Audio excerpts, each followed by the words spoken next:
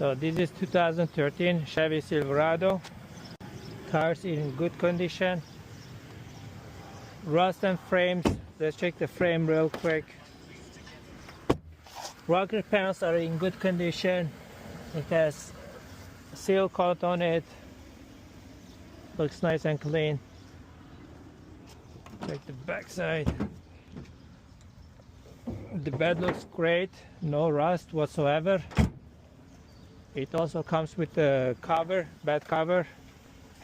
Can make it work all the way at the back.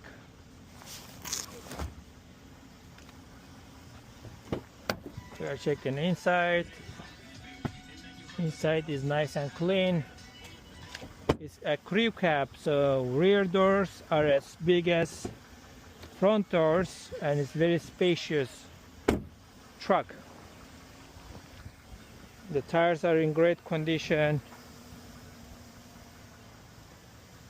and this vehicle has only around 100 miles.